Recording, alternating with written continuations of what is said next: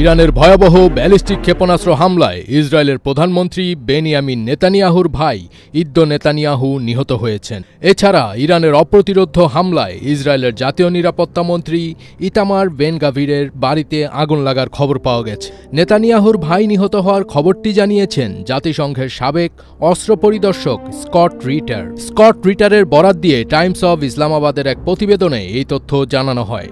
সম্প্রতি রাশিয়ার সংবাদ মাধ্যম আরটিকে দেওয়া এক সাক্ষাৎকারে এমন দাবি করেন জাতিসংঘের সাবেক এই অস্ত্র পরিদর্শক। তবে ইসরায়েলি কর্তৃপক্ষ আনুষ্ঠানিকভাবে এ বিষয়ে এখনও কিছু জানায়নি।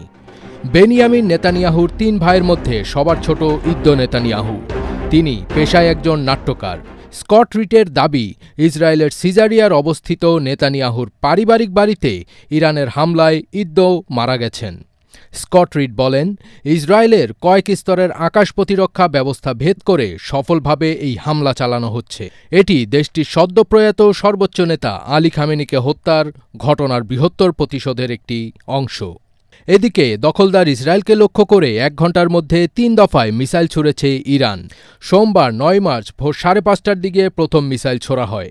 এরপর কয়েক মিনিটের ব্যবধানে আরও ২ দফা মিসাইল নিক্ষেপ করে তেহরান। সংবাদ মাধ্যম টাইমস অব ইসরায়েল জানায়, মিসাইল হামলার প্রভাবে তেল আবিব সহ মধ্যাঞ্চল ও অন্যান্য অঞ্চলে সতর্কতামূলক সাইরেন বেজে ওঠে। এ সময় সেখানকার বাসিন্দাদের মধ্যে আতঙ্ক ছড়িয়ে পড়ে এবং তারা বাংকারের দিকে ছুটতে থাকেন।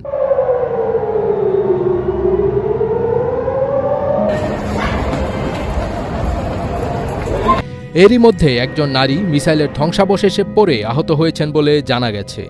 ইরানের নতুন সর্বোচ্চ নেতা হিসেবে আয়াতুল্লাহ মোস্তফা খামেনির নিয়োগের পরপরই সোমবার ইসরায়েল অভিমুখে বড় ধরনের ক্ষেপণাস্ত্র হামলা চালায় ইরান।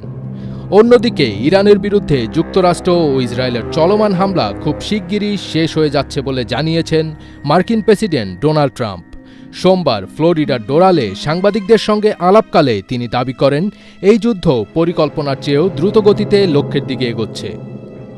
এদিকে গতরাতে পূর্ব তেহরানের একটি আবাসিক এলাকায় ভয়াবহ হামলা চালানো হয়েছে।